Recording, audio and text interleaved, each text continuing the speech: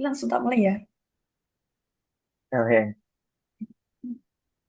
Baik, Assalamualaikum warahmatullahi wabarakatuh. Kami dari kelompok 12 akan mempresentasikan terkait perkembangan aljabar. Ya, sebelumnya perkenalkan anggota kelompok kami. Next. Ada Nisrina Diva Adani, Jayanti Kusnul Aisyah, dan saya sendiri Mufidatul Hanifah, dan Juyus Muhammad Asidiki. Next.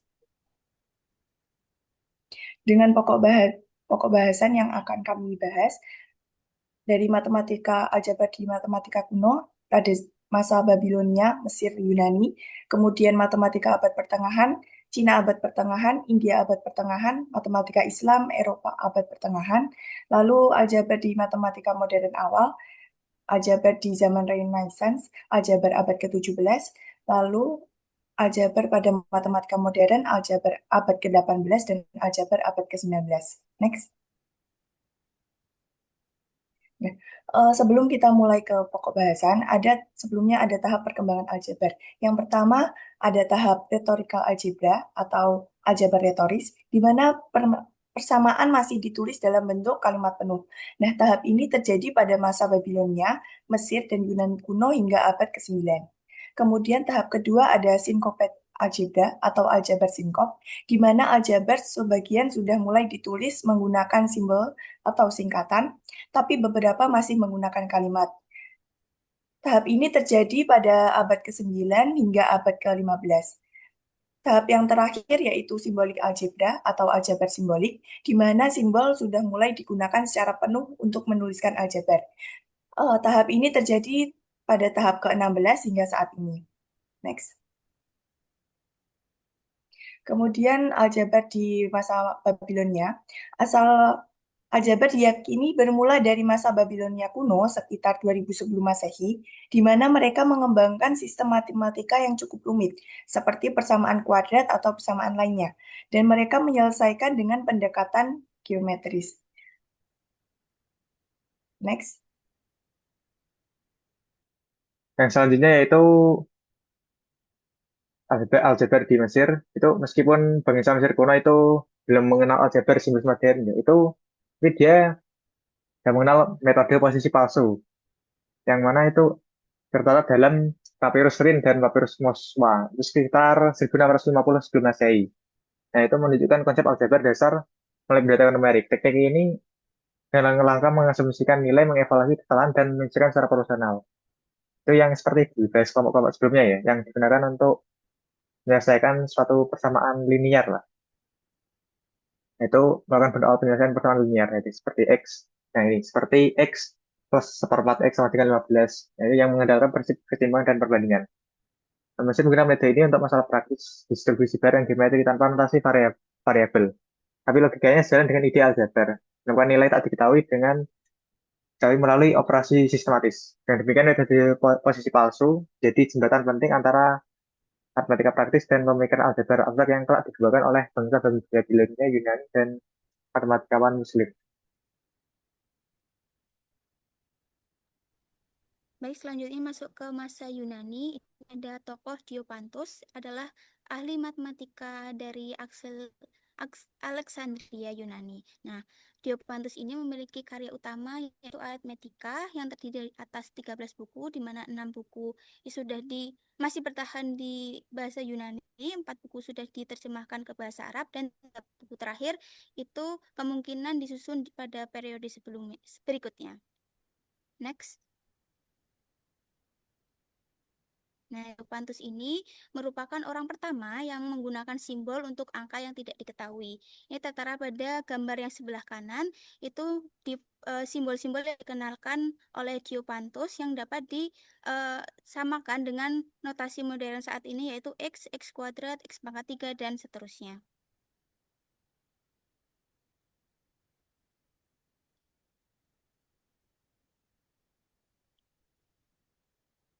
Nah, kemudian di masa Cina, Cina telah mengembangkan algoritma sistematis untuk mencari akar kuadrat dan kubik menggunakan ekspansi binomial dan pendekatan numerik bertingkat.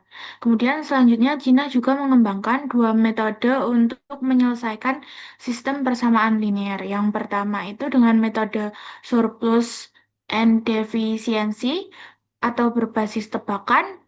Kemudian metode yang kedua itu eliminasi kolom di papan hitung yang mirip metode dengan Gauss modern, termasuk penggunaan bilangan negatif. Selanjutnya, Jiaxian mengembangkan metode penyelesaian persamaan polinomial dengan pola segitiga Pascal yang kemudian disempurnakan oleh Qin Jiuzhou lewat algoritma pengembangan sintetik dalam susu Jiuzhang, mirip metode Horner yang baru muncul 5 abad kemudian di Eropa. Selanjutnya,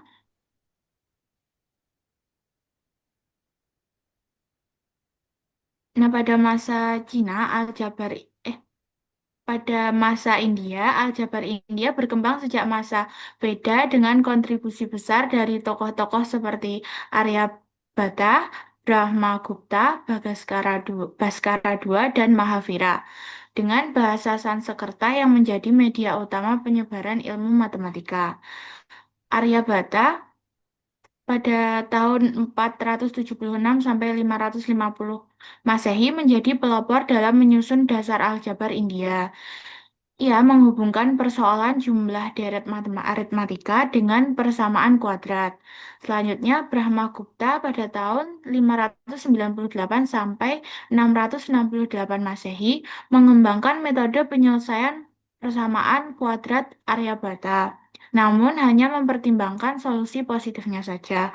Selanjutnya, Bhaskara II pada tahun 1114 sampai 1185 Masehi menyempurnakan pendekatan dari Brahmagupta dalam penyelesaian persamaan kuadrat dengan mempertimbangkan dua solusi.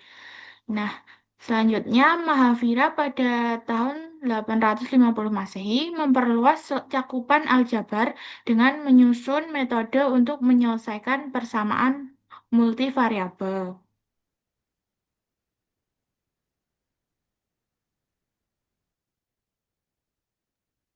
Selanjutnya, matematika Islam atau matematika di Arab.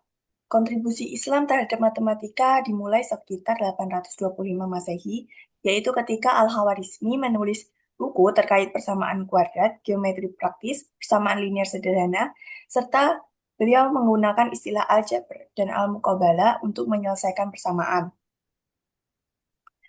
Eh, Beberapa tokoh Islam seperti Al-Khawarizmi dan Ibnu Qurra menggunakan pendekatan geometris seperti yang dilakukan pada masa Babilonia untuk menyelesaikan persamaan.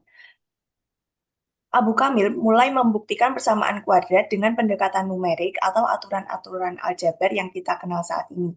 Lalu Al-Karaji ini menjadi orang pertama yang membebaskan aljabar dari operasi geometris dan memanfaatkan teknik aritmatika. Al-Karaji juga mengembangkan sistem eksponen, operasi terhadap bentuk irasional, serta mulai menggunakan induksi matematika untuk membuktikan rumus. Next. Masuk pada perkembangan aljabar pada masa Eropa. Di Eropa mulai berkembang pada abad ke-13, terutama melalui pengaruh karya-karya ilmu Islam yang diterjemahkan ke dalam bahasa Latin. Nah, tokoh-tokoh pada di Eropa itu ada Leonardo da Vinci yang menjadi pelopor dalam memperkenalkan dan mengembangkan konsep-konsep aljabar di Eropa.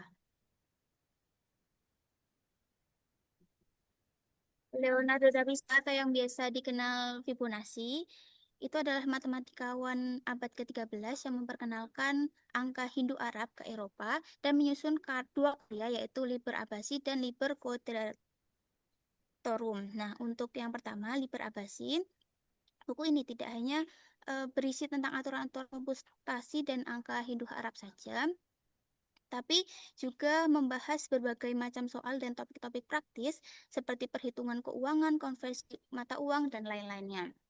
Yang pertama, ini Fibonacci memperkenalkan sistem penomoran Hindu-Arab, di mana ada 9 angka, itu bisa dari 9, 8, 7, 6, 5, 4, 3, 2, 1, dan ada angka 0, di mana orang Arab menyebutkan dengan zipper atau chipper. Nah, selanjutnya Fibonacci ini menyebarluaskan ke Eropa dengan menjelaskan cara penulisan angka Romawi sebagai sistem baru yang diperkenalkan dari matematikawan Islam. Ada di sebelah kanan.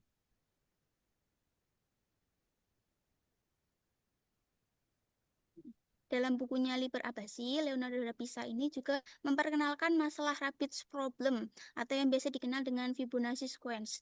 Nah, ini adalah berapa pasang kelinci yang dihasilkan oleh satu pasang dalam 1 tahun. Nah, permasalahan ini intinya adalah bayangkan seorang itu memelihara sepasang kelinci yang sama di tempat yang tertutup. Nah, pemiliknya ini ingin mengetahui berapa banyak kelinci yang tercipta dari pasangan yang dia miliki sebelumnya dalam 1 tahun apabila sudah menjadi sifat alami kelinci tersebut dalam 1 bulan untuk melahirkan sepasang kelinci lainnya, dan di mana anak yang dilahirkan ini akan melahirkan sepasang kelinci lagi di bulan selanjutnya begitu.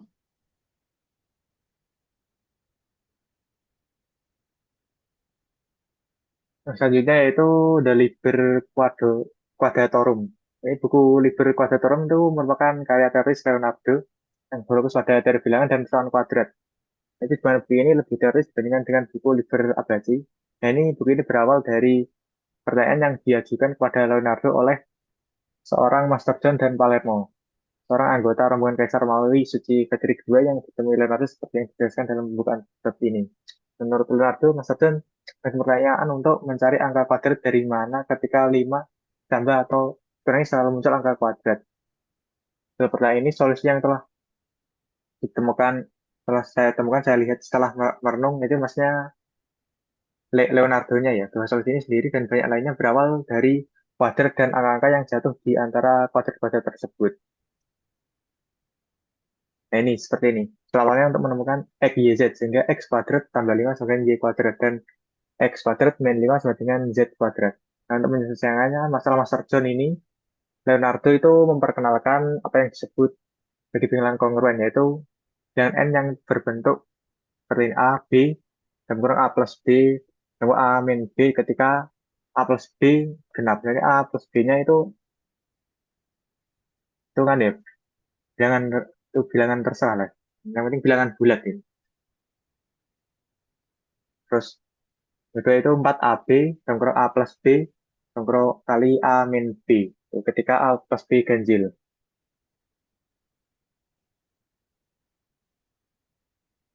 Nah, itu Leonardo kemudian membuktikan bahwa bilangan kongruen selalu habis dibagi 24. Dan solusi bilangan bulat untuk persamaan X pangkat 2 tambah N sama dengan Y kuadrat dan X kuadrat min N sama dengan Z kuadrat dapat ditemukan jika N adalah bilangan kongruen. Oleh karena itu masalah awal dapat diselesaikan dalam bilangan bulat. Namun karena itu 720 sama dengan 12 pangkat 2 kali 5 adalah bilangan kongruen. Dan dengan A sama dengan 5 dan B sama dengan 4. Nah, itu dengan konsep tadi ya. Itu kan A dan A5 dan B sama dengan 4. 5 tambah 9, 5 tambah 4 itu kan 9. Itu kan ganjil, bukan kan yang rumus ganjil tadi. Dan memenuhi 41 kuadrat tambah 720 sama dengan 49 kuadrat. Dan 41 kuadrat dikurangi 720 sama dengan 31 kuadrat. Nah, maka dengan membagi kedua persamaan tersebut dengan 12 kuadrat diperoleh solusi dalam bilangan rasional X 41 per 12, Y 49 per 12, Z sama dengan 31 per 12 yang memenuhi X kuadrat tambah 5 sama dengan Y kuadrat dan X kuadrat min 5 sama dengan Z kuadrat. Selanjutnya yaitu algebra in the Renaissance, algebra di Renaissance. Itu ada dari Italian Agassiz ya. Itu pada awal abad ke-15, Agassiz itu memperkenalkan menggunakan singkatan dan simbol dalam matematika. Mereka mulai mengganti kata-kata yang umum digunakan dengan singkatan. Ini seperti ini. Kosa itu benda dengan singkatan C. Ya, maksudnya benda itu ya sesuatu lah. Suatu F-nya itu suatu kuantitas yang tidak diketahui. Kalau dalam sekarang itu disebutnya X gitu. Terus kemudian censo, persegi. Dengan singkatannya itu C, yang artinya itu kuadrat dari suatu kuantitas yang tidak diketahui, atau dalam teori modern itu X kuadrat. X kuadrat. Terus kubik dengan singkatan Su. Su, ini spasi yang ya. nggak tipe. So, ya, ini ada ya. Ini yang artinya itu pangkat 3 dari satu kuantitas yang tidak diketahui, yang tidak diketahui. Pangkat 3 dari satu kuantitas yang tidak diketahui. Atau dalam notation modern itu disebut X kubik. Maksudnya yaitu radis akar. Disingkatnya itu R. Nah, itu atau bisa diartikan dengan akar dari.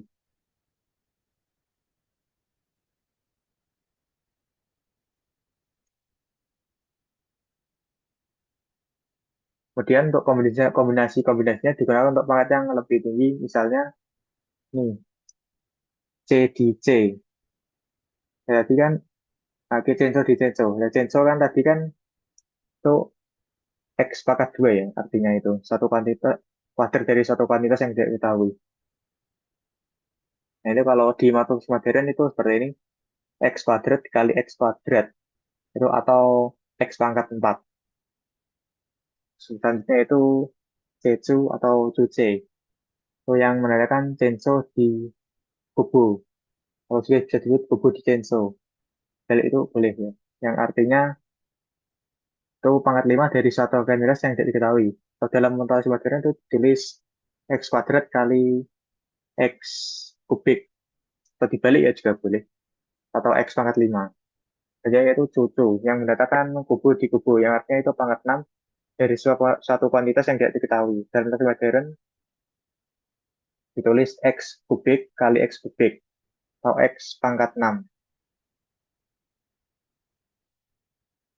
Terus selanjutnya itu pas menjelang akhir abad ke-15 itu ganti ya. Artinya itu diganti. Jadi seperti ini. Ini Jeju. Atau Censo di kubu. Untuk menyatakan kubik dari suatu kuantitas yang tidak diketahui terus dikuadratkan lagi. Kalau tadi kan, kalau tadi kan ini artinya kalau misal yang tadi kan pasti kan X pangkat 3 misal Censo di kubu. Censo di kubu. Kalau yang sebelumnya kan mesti nanti X pangkat 3 dikali X pangkat 2 dikali X pangkat 3. Yang kali ini agak berbeda. Nanti hasilnya X pangkat 6. Kalau yang lama tadi kan nanti hasil akhirnya nanti pasti X pangkat 5. Yang berbeda kan itu. Jadi yang ini pangkatnya itu dikali, yang 3 kali 2, 6. Yang tadi itu ditambah. Misal 3 tambah 2, 5. Yang untuk yang awal-awal abad tadi. Dan jadi itu contoh selanjutnya itu cucu. Jadi kan kubu-kubu ini kan, kubu di kubu ini kan pangkat 3 semua. Jadi 3 kali 3 jadi X pangkat 9. Dan untuk menyatakan X pangkat 5-nya itu dia memberi penamaan primo relato. Primo relato atau PR ini, PR. Dan untuk X pangkat 7-nya itu dia menamakan namanya itu secondo relato.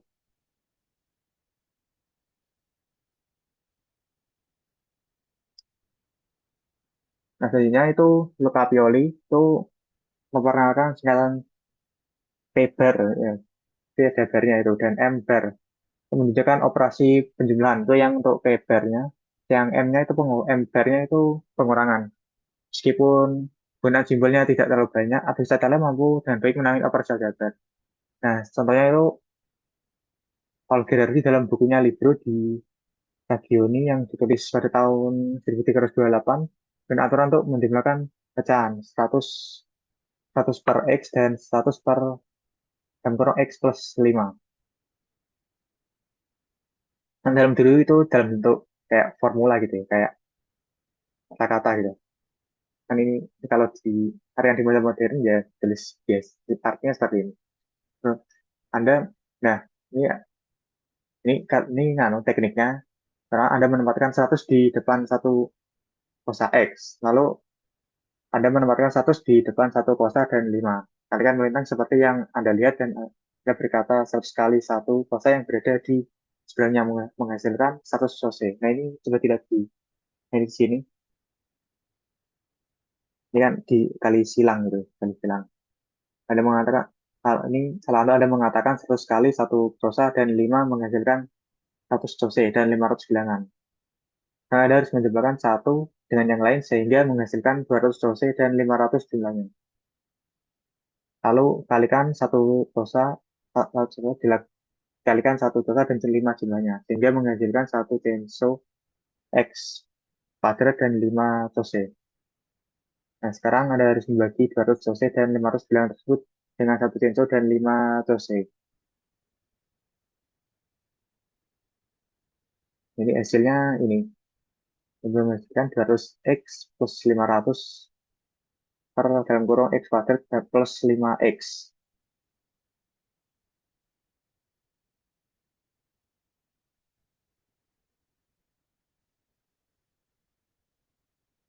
Yaitu Franz Nicolas Choquet. Terus Choquet itu wafat pada tahun 1887. Dan Choquet menciptakan karyanya yang berjudul Tripati. Dan pada tahun 1884 yang bahas masalah matematika dan aljabar dalam 3 bagian. Itu diikuti oleh 3 karya terkait yang mengandung berbagai berbagai bidang. Pertama itu Tripatinya yang pertama itu salah satu prosedur Choquet dengan pecahan adalah aturan untuk menemukan sebanyak mungkin angka di antara dua angka atau tangga sesuai keinginan.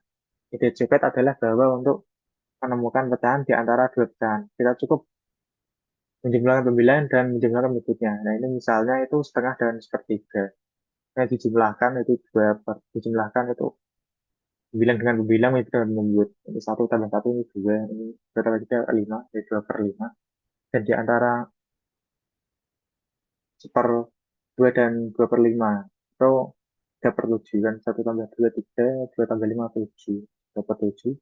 Terus digaris bawahi bahwa dia tidak memberikan bukti bahwa aturan ini benar, dia menggunakan untuk menemukan akar polinomial untuk menemukan akar dari x kuadrat tambah x sama dengan 39 13/81. Dikali bahwa 5 terlalu kecil dan 6 terlalu besar. Dengan langkah copet dapat diberikan dengan nilai 5,5, 5/2/3, 5/3/4, 5/4/5 dan seterusnya hingga dapatkan 58/9 adalah jawaban yang benar. Bagian kedua dari Tripatinya itu membahas metode perhitungan akar kuadrat. Copet menerapkan aturan yang sama untuk menghitung akar kuadrat dari angka yang bukan bilang kuadrat sempurna. Contoh jika ingin mengetahui nilai dari akar kuadrat dari 6 berdasarkan langkah Copet, diketahui 2 terlalu kecil dan 3 terlalu besar. Dengan prosedur yang pendekatan yang dilakukan dihitung mana yang mendekati 6 jika dikuadratkan dari 25/7, 24/9, 25/11, dan seterusnya. Nah, jadi perolehnya itu 289/198 adalah nilai yang paling dekat dengan 6 jika dikuadratkan. Menurut perhitungan Copet, tepatnya adalah 6 ditambah per 39 per 39/204. Nah, Copet menyadari bahwa 6 adalah bilangan irasional. Dengan demikian, Copet telah mengembangkan lain dalam menolak kegunaan dikotomi Yunani di antara diskrit dan kontinu yang akhirnya terjadi sekitar 1 abad kemudian. Bagian ketiga dari Tripati Jepret itu memperkenalkan notasi eksponensial untuk menggambarkan pangkat yang lebih tinggi dari 2. Contoh dia menulis 12/2 untuk sekarang yang kita tulis sebagai 12x/2. Kemudian menggunakan angka negatif sebenarnya seperti m bar 12 pangkat 2 m bar yang kita tulis sebagai negatif 12x/2. Setelah memperkenalkan x9 0 ketika berurusan dengan angka itu sendiri. Coba itu menggenerasi aturan algoritma untuk persamaan dengan apapun yang bersifat kuadratik. Nah, itu sebenarnya dia memberikan solusi dari, nah ini misal ada persamaan yang bentuknya ini C kali X pangkat M, sama dengan B kali X pangkat M plus N, tambah X pangkat M plus 2N, itu sebagai, nah ini solusinya itu bisa dicari dengan rumus ini. Jadi dia itu memberikan solusinya itu dengan rumus ini. X sama dengan akar dari akar dalam kurung B/2 pangkat 2 tambah C min dalam kurung B/2.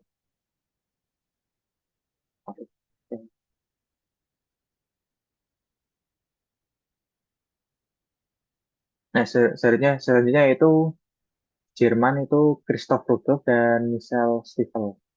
Ini ke Christoph Rudolph dulu. Ini adalah kali muncul di Jerman pada akhir abad 15. Menekan alfa yang sama mendorong perkembangannya. Ditarik sedikit lebih awal. Namanya Untuk aljabar di Jerman yaitu art of the cos. Adalah bentuk Jerman dari kata Italia cosa yang biasanya digunakan untuk variabel yang tidak diketahui dalam persamaan aljabar. Sebelumnya orang bernama di abad 16 di Jerman menulis bukunya yang komprehensif tentang aljabar di awal 1520-an dan buku ini diterbitkan di Strasbourg pada tahun 1525. Itu memperkenalkan notasi eksponensial untuk menggambarkan pangkat dari variabel yang tidak diketahui mirip dengan apa yang dilakukan juga dengan memberikan tabel sebagai berikutnya ini drachma itu untuk drachma itu X dan yang drachma ini stadix yang stadix itu X ini drachma terus ada zensus ini X kuadrat zens desens ini seperti ini.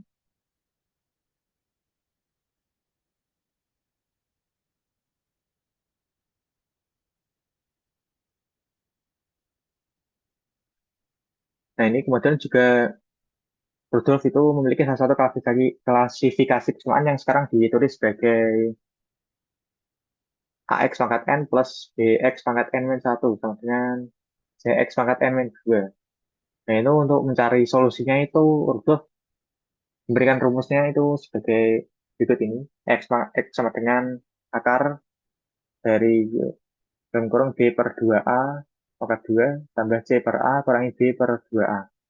Itu, nah ini contoh yang diberikan, yang dia gunakan, yang Rudolf gunakan itu untuk mengilustrasikan klasifikasinya ini. Ialah ini X kuadrat tambah 4X sama dengan 80 sama, dan 4X pangkat 7 tambah 8X pangkat 6 sama dengan 32X pangkat 5.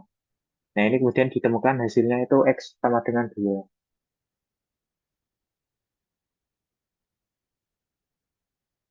Dan Rudolf juga ini memberi klasifikasi lagi persamaan yang sekarang ditulis sebagai AX pangkat N sama dengan BX pangkat N min 1. Nah, itu solusi yang diberikan Rudolf itu dan menggunakan rumus ini, X sama dengan B per A. Sebenarnya itu untuk yang misal Stifel ya, itu dia diimam pada tahun 1511.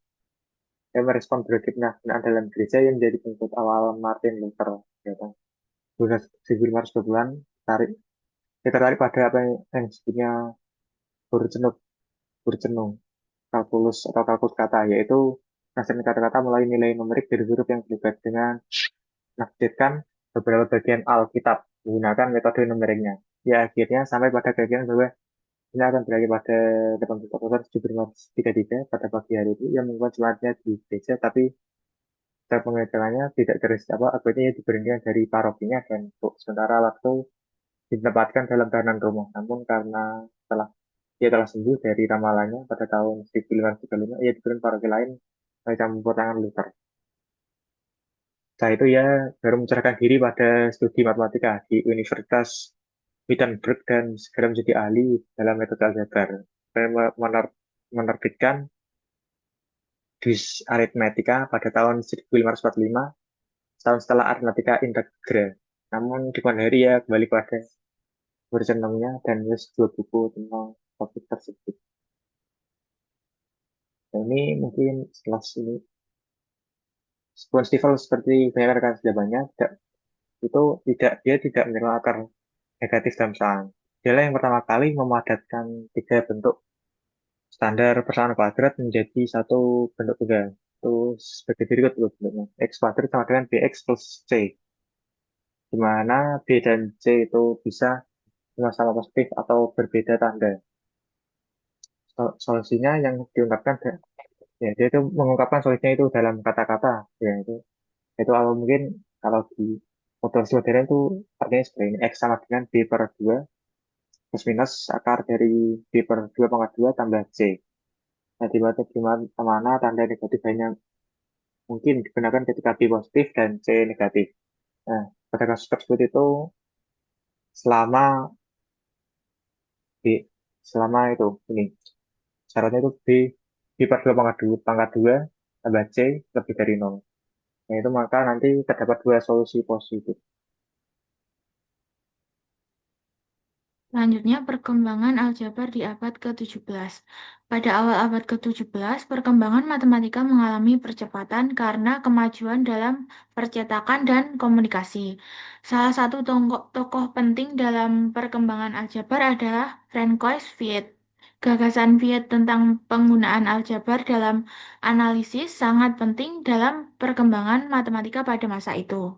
Sekitar tahun 1610, beberapa matematikawan seperti William Oughtred, Thomas Heriot, dan Albert Girard mulai mengubah notasi aljabar Viet menjadi notasi yang lebih modern dan mudah dipahami.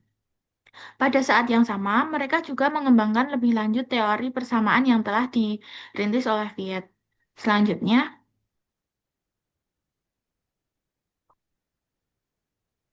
nah, ini untuk tokoh pertamanya yaitu Thomas Heriot. Thomas Heriot adalah matematikawan Inggris yang berperan dalam awal perkembangan aljabar simbolik.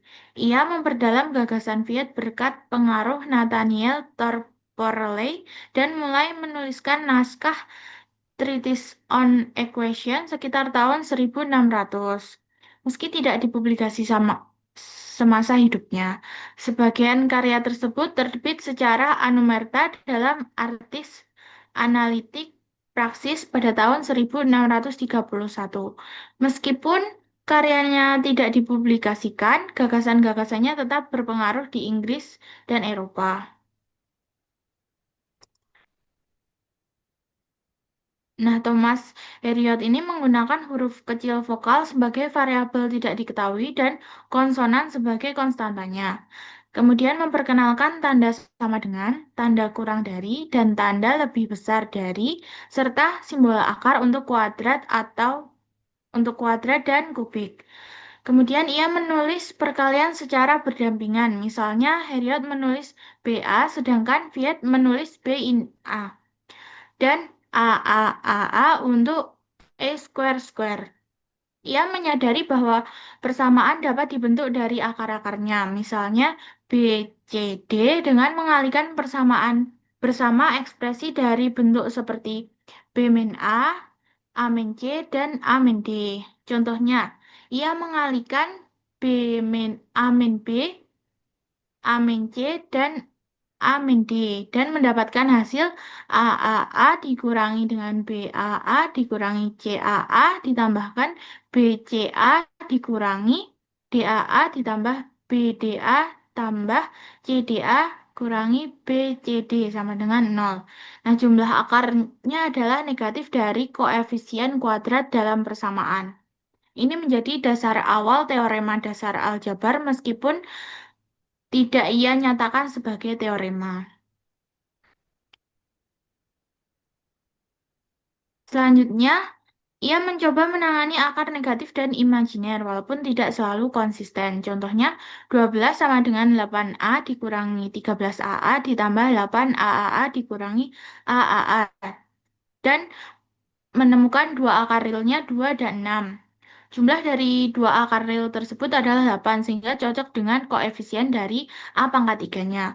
Karena jumlah sudah memenuhi syarat dan akar real tidak bisa lebih dari 8, maka dua akar sisanya itu bersifat kompleks. Menggunakan substitusi A sama dengan 2 dikurangi E, ia mengubah bentuknya menjadi E, E, E, E, dikurangi 20E ditambah 11E dikurangi E sama dengan 0. Kemudian akar real dari persamaan ini adalah 0 dan 4. Sisa akar memiliki jumlah 4 dan hasil kali 5 yang menghasilkan dua solusi. E sama dengan 2 plus akar negatif 1 dan E sama dengan 2 dikurangi akar negatif 1. Maka A sama dengan 2 dikurangi 2 ditambahkan dengan akar negatif 1 sama dengan negatif akar negatif 1. A sama dengan 2 dikurangi 2 dikurangi akar negatif 1 sama dengan plus minus akar negatif 1. Jadi akar kompleks dari persamaan analisisnya adalah plus minus akar negatif 1. Kemudian tokoh yang kedua itu adalah William Oughtred pada tahun 1575 sampai 1660. William Oughtred adalah rohaniwan dan matematikawan Inggris yang berperan dalam penyebaran awal aljabar simbolik. Oughtred sangat terpengaruh oleh karya Francois Viet. Ia mempelajari metodenya secara mendalam dan berupaya menyempurnakan dalam karya Calvis Matematik yang terbit pada tahun 1631. Melalui buku ini, Oughtred memperkenalkan sistem simbolik baru yang berpengaruh luas di kalangan ilmuwan Inggris. Nah, ia memperkenalkan berbagai simbol baru dalam matematika, termasuk penggunaan tanda X untuk operasi perkalian. Untuk variabel, konstanta, dan pangkatnya, dia tetap mengikuti gagasan Viet. Hanya saja dia membuat notasi sedikit lebih pendek dan menggunakan singkatan. Contohnya A-Q kecil untuk kuadrat dari A, kemudian A-C kecil untuk akar 3 atau kubik dari A. Selanjutnya, ada Albert Girard pada tahun 1595 sampai 1632. Ia adalah matematikawan Prancis yang bekerja di Belanda dan dikenal sebagai tokoh awal yang merumuskan fundamental theorem of algebra. Dalam karyanya Invention Nouvelle en Algebre pada tahun 1629, ia menyatakan bahwa setiap persamaan aljabar memiliki akar sebanyak derajatnya, termasuk yang berulang dan imajiner. Nah, dalam perkembangan aljabar, terutama terkait hubungan antara akar-akar dan koefisien dalam polinomial, serta notasi dan teorema fundamental dalam aljabar, kira jauh lebih jelas daripada Heriot dalam menjelaskan hubungan antara akar-akar dan koefisien suatu polinomial melalui karyanya tersebut.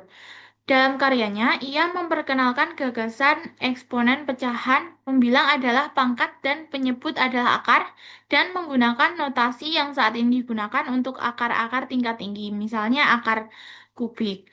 Untuk akar kubik sebagai alternatif dari eksponen 1/3.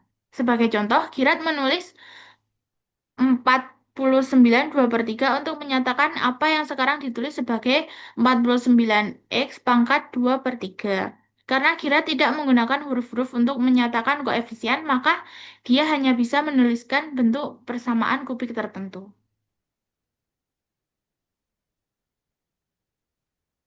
Nah, Gira tidak hanya memahami arti dari solusi negatif untuk persamaan, dia juga mensistematisasikan karya Viet dan Heriot dan secara eksplisit mempertimbangkan fraksi yang sekarang disebut dengan fungsi simetris dasar dari n variabel.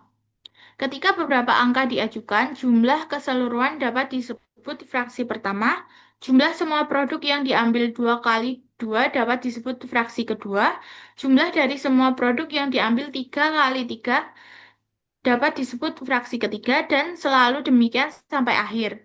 Tetapi produk dari semua angka adalah fraksi terakhir. Sekarang ada fraksi sebanyak jumlah yang diusulkan.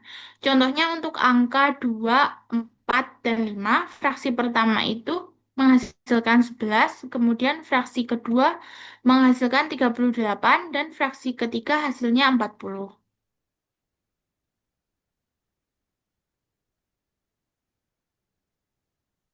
Nah, hasil dasar kira dalam teori persamaan adalah teorema berikut ini yang tidak ia berikan buktinya. Bunyi teoremanya adalah setiap persamaan aljabar menerima solusi sebanyak yang ditunjukkan oleh denominasi besaran tertinggi. Dan fraksi pertama dari penyelesaiannya sama dengan kuantitas atau koefisien tertinggi kedua. Fraksi kedua sama dengan kuantitas atau koefisien tertinggi ketiga. Fraksi ketiga dengan keempat dan seterusnya. Sehingga fraksi terakhir sama dengan suku konstantas dikurangi semuanya sesuai dengan tanda-tanda yang dapat dicatat secara bergantian.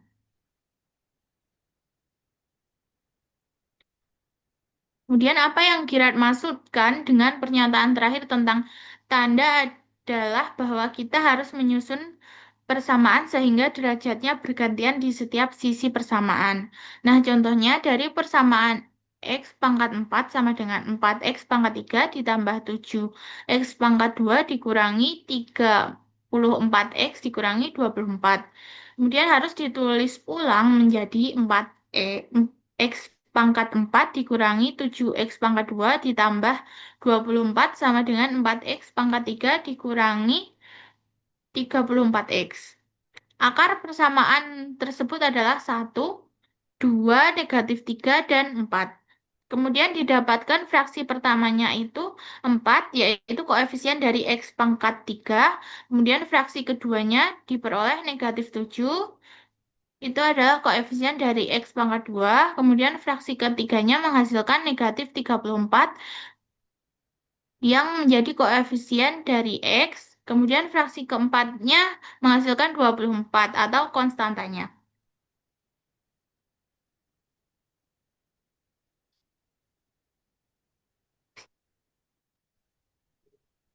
Lanjut ke aljabar pada abad ke-18. Nah, untuk di abad 18 ini, perkembangan aljabar tidak ditandai dengan penemuan rumus baru, melainkan usaha menyusun dan menyempurnakan pemahaman yang telah ada pada abad sebelum-sebelumnya. Nah, para matematikawan saat itu mulai menyusun buku ajar dan teori yang lebih sistematis, yang nantinya menjadi fondasi sebagai perkembangan di aljabar modern. Nah, tokoh utama pada abad ke-18 ini ada Isaac Newton, Pauline Maclaurin, dan yang terakhir Leonhard Euler. Next. Untuk yang pertama ada Isaac Newton, yaitu pada tahun 1642 sampai 1727. Isaac Newton ini sendiri adalah matematikawan Inggris yang menyusun kuliah aljabarnya di Cambridge menjadi buku yang dengan judul Arithmetica Universalis pada tahun 1707.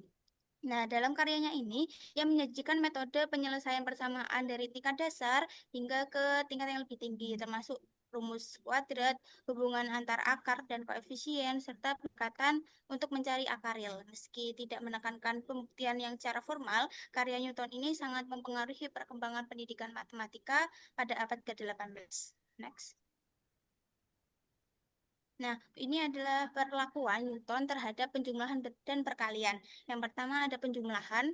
Dalam kasus angka yang tidak terlalu rumit, penjumlahan itu dianggap sudah jelas tanpa perlu penjelasan tambahan. Misalkan 7 ditambah 9 itu pasti menghasilkan 16 dan juga 11 ditambah 15 menghasilkan 26. Tapi dalam kasus yang angka yang lebih rumit, operasi dicapai dengan menuliskan angka-angka dalam urutan menurun dan mengumpulkan jumlah kolom secara terpisah. Jadi angkanya ditulis menurun dan kita jumlahkan dari angka satuan dengan satuan, puluhan dengan puluhan, ratusan dengan ratusan, dan seterusnya. Nah, untuk perkalian ini, Isaac Newton memperkenalkan aljabar sederhana itu dikalikan dengan cara menggambar angka menjadi angka dan variabel menjadi variabel. Maksudnya misalnya 3x dikalikan 2x itu angkanya itu dikalikan dahulu 3 kali 2 menghasilkan 6 dan x-nya dikalikan dengan x menghasilkan x kuadrat sehingga 6x kuadrat hasilnya. Nah, selanjutnya ada Pauline Maclaurin pada tahun 1698 sampai dengan 1746. Nah, Maclaurin ini matematikawan Skotlandia yang menyusun A Treatise of Algebra pada tahun 1748. Buku ini berisi penjelasan logis dan sistematis tentang operasi aljabar. Ia memandang bahwa aljabar itu bukan sekedar kumpulan aturan atau simbolik abstrak, melainkan sebagai perluasan dari aritmetika biasa yang sudah dikenal atau universal arithmetic, di mana aljabar memiliki simbol atau aturan yang mengikuti logika aritmetika. Next. Nah, ini kontribusi Maclaurin dalam pemahaman aljabar itu ada pertama penerapan dan penjelasan bilangan negatif. Nah, penjelasan bilangan negatif yang dijabarkan oleh Maclaurin yaitu dengan memandang sebagai suatu bentuk defisit atau berlawanan arah, yaitu kiri dan bawah atau bahkan utang. Pendekatan ini memudahkan konsep bilangan negatif yang sebelumnya masih dianggap abstrak. Dan juga ada aturan tanda dalam perkalian, misalkan negatif A dikalikan positif N, itu menghasilkan negatif N kali A, NA, dan selanjutnya negatif A dikalikan negatif N akan menghasilkan NA bernilai positif. Nah, selanjutnya ada sistem persamaan linear. Ini menyusun cara menyelesaikan sistem 2 dan 3 variabel secara sistematis, memperkenalkan konsep yang kini dikenal sebagai aturan Cramer, dan bentuk awal determinal yang untuk kasus yang lebih kompleks. Dan selanjutnya ada aljabar dan geometri. Nah, Maclaurin ini menjelaskan hubungan erat antara aljabar dan geometri, menunjukkan bagaimana aljabar bisa digunakan dalam menyelesaikan masalah-masalah yang ada di geometri, misalkan persamaan kuadrat yang dapat dipahami melalui lingkaran, serta persamaan kubik dan kuadratik yang berkaitan dengan kurva kerucut dan conic section. Next. Nah, yang selanjutnya ada Euler. Euler ini pada tahun 1707 sampai dengan 1783. Euler ini adalah matematikawan asal Swiss yang menulis Introduction to Algebra pada tahun 1767. Buku teks aljabar yang paling berpengaruh pada abad ke-18 ini. Nah, Euler mendefinisikan aljabar itu sebagai ilmu yang mengajarkan cara menentukan besaran yang tak dikenal atau belum diketahui melalui besaran yang sudah diketahui. Nah, Euler ini juga memperkenalkan teknik untuk menyelesaikan persamaan tak tentu hingga memperkuat dasar aljabar modern. Next. Nah, kontribusi Euler dalam pemahaman aljabar yang pertama memperkenalkan konsep bilangan imajiner. Nah, karena semua angka yang mungkin untuk dibayangkan adalah lebih besar atau lebih kecil dari 0, misalkan 1, 2, 3 itu kan yang lebih besar, negatif 1, negatif 2, negatif lebih kecil dari 0, atau bilangan 0 itu sendiri. Nah, jelas bahwa kita tidak dapat mengurutkan akar kuadrat dari bilangan negatif di antara bilangan-bilangan yang mungkin, karena itu kita harus mengatakan bahwa itu adalah kuantitas yang mustahil. Nah, dengan cara ini, tuntun pada gagasan tentang angka sifat yang tidak mungkin. Oleh karena itu, besaran-besaran tersebut biasanya disebut dengan bilangan atau besaran imajiner, karena besaran-besaran tersebut hanya dalam imajinasi saja. Misalkan akar dari negatif 1 dan akar dari negatif 2. Selanjutnya ada logaritma dan teorema binomial. Euler ini memperkenalkan kembali logaritma seperti dalam karya sebelumnya yang mengatakan bahwa jika A pangkat B sama dengan C, maka dapat dibilang sebagai B adalah logaritma dari C terhadap basis A. Yang dengan bahasa Dereta hingga, Euler menggunakan bentuk 1 min A itu sama dengan 1 ditambah A ditambah A kuadrat ditambah A pangkat 3 dan seterusnya. Nah, ini menyatakan bahwa semakin panjang dari yang dihitung, hasilnya akan semakin mendekati pecahan awalnya. Ia juga menjelaskan teorema binomial untuk pangkat bulat dan pecahan, hingga Euler menggunakan bentuk yang menyatakan. Nah, selanjutnya ada persamaan tak tentu dan warisan Diopantus. Ya, Euler ini mengembangkan solusi umum untuk persamaan tak tentu, mengikuti tradisi yang ada di Diopantus, namun dengan pendekatan parameter.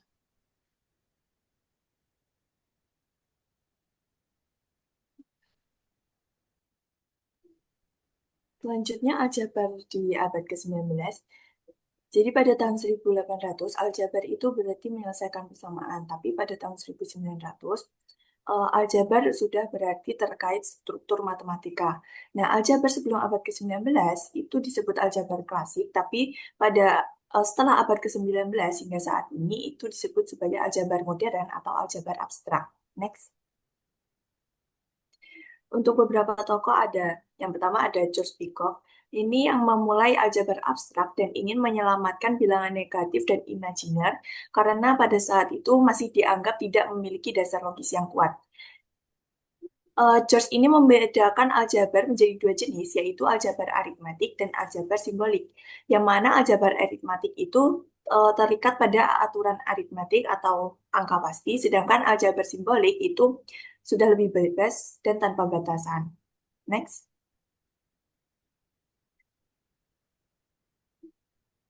Menurut Peacock, bilangan negatif juga hanya terkait simbol. yang mana bilangan negatif ini dapat dimanipulasi seperti aritmatika biasa, tapi dengan aturan yang tidak terlalu ketat. Peacock ini juga menganggap bahwa bilangan imajiner, yaitu akar negatif satu, juga dianggap sah selama itu mengikuti aturan bentuk aljabar. Jadi misalkan A dikurangi B dikalikan C dikurangi D itu sama dengan AC dikurangi AD kurangi BC tambah BD. Tapi dalam aljabar aritmetik itu A ini lebih besar dari B dan C lebih besar dari D. Tapi ini juga bisa berlaku dalam aljabar simbolik dengan tanpa syarat tersebut. Begitu juga dengan bilangan imajiner atau akar negatif satu. Next. Selanjutnya, De Morgan dan hukum aljabar. August De Morgan ini sama seperti Peacock, ini juga percaya bahwa aljabar itu bermula dari simbol-simbol yang bebas makna. Jadi setelah dari simbol itu dilihat bagaimana simbol-simbol itu berinteraksi dan baru dilihat interpretasi atau maknanya. Di mana interpretasi atau makna itu tergantung dengan berbeda-beda tergantung dengan konteksnya. De Morgan ini juga mengkritik bahwa banyak orang terlalu mengaitkan hukum aljabar seperti perpangkatan dan perkalian dengan penjumlahan.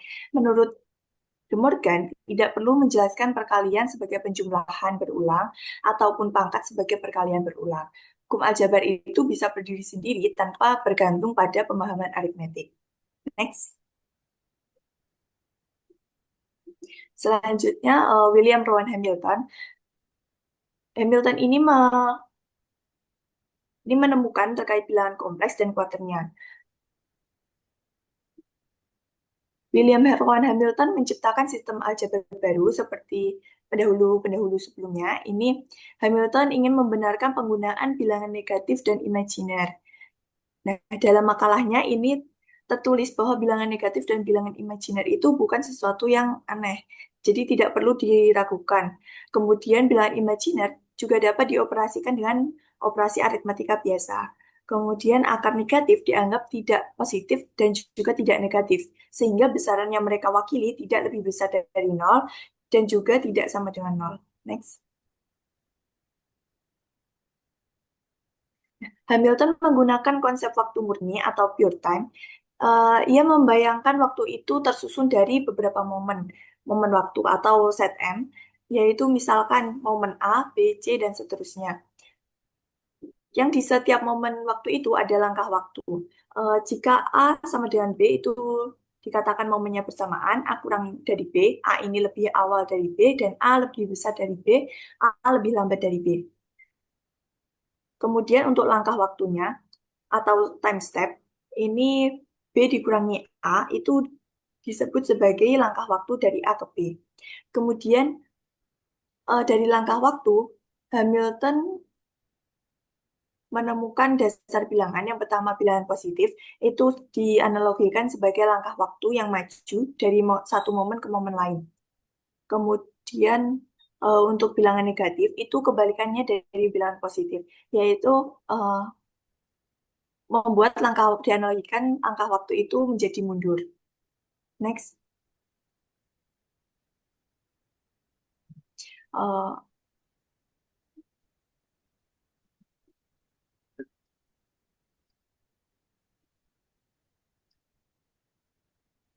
Selanjutnya bilangan rasional. Hamilton ini menyusun bilangan rasional.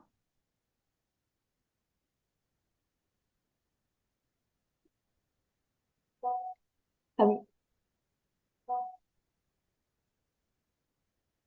Hamilton menyusun bilangan rasional itu dengan mengalihkan atau membagikan langkah waktu. Jadi misalkan langkah waktu negatif 2 dikalikan alfa atau langkah waktunya, atau negatif atau 2 dikalikan alfa atau langkah waktu itu bisa menjadi bilangan bulat positif atau negatif. Kemudian kalau eh, la- dibagi dengan langkah waktu dibagi dengan 2 itu bisa menjadi bilangan pecahan. Kemudian dari bilangan rasional itu Hamilton mencoba menyusun bilangan real dan menyadari bahwa tidak semua langkah waktu bisa dinyatakan sebagai bilangan rasional. Hamilton menemukan bilangan real itu dengan membandingkan dua langkah waktu. Kemudian dari bilangan real, Hamilton menemukan bilangan kompleks itu dari dua pasangan. Bilangan kompleks ini tercipta dari rasio antara dua langkah waktu. Nah, Hamilton mendefinisikan bilangan kompleks A ditambah B dikalikan bilangan imajiner sebagai pasangan angka yaitu A dikali A sama B, di mana jika dalam ruang dimensi itu pasangan A itu menjadi sumbu X dan B itu menjadi sumbu Y. Next. Selanjutnya, selain bilangan kompleks, Hamilton juga menemukan quaternion, di mana bilangan setelah menemukan bilangan kompleks tadi, Hamilton ingin mencoba mencari bilangan jika dilakukan dengan tiga komponen. Dilakukan tiga komponen jika diinterpretasikan dalam ruang tiga dimensi. Tapi Hamilton gagal. Tapi akhirnya Hamilton ini menyadari bahwa untuk menginterpretasikan dalam ruang tiga dimensi, Hamilton tidak Hamilton tidak hanya perlu tiga komponen, tapi empat komponen, sehingga terbentuk quaternion. Nah, Hamilton mendefinisikan quaternion sebagai A ditambah B dikalikan bilangan imajiner ditambah C dikalikan suatu bilangan imajiner dan tambah D dikalikan bilangan imajiner, di mana bilangan quaternion ini memiliki aturan perkalian yang baru yang tidak bersifat komutatif. Sehingga Hamilton ini bisa dibilang menemukan bentuk aljabar yang non-komutatif. Nah, quaternion ini juga menjadi awal mula dari penggunaan vektor. Next. Selanjutnya, Boole dan logika. George Boole ini mengembangkan aljabar logika atau aljabar boolean yang menjadi titik awal dari logika matematika dan memberikan kontribusi besar dalam perkembangan komputer. Boole ini mengubah langkah logika menjadi sistem simbolik seperti matematika. Boole juga menyusun sistem logika berdasarkan simbol-simbol tertentu yang ia sebutkan dalam proposisi 1. Yang pertama ada simbol literal, itu seperti XY, itu mewakili hal-hal sebagai subjek dari konsep kita. Kemudian tanda-tanda operasi seperti ditambah, dikurang, atau dikali itu sebagai gabungan dari subjek dengan subjek yang lain. Kemudian tanda identitas atau sama dengan itu berarti kesetaraan. Di mana asalkan dari simbol-simbol ini itu dapat digunakan dari aturan-aturan aritmatika yang jelas. Next.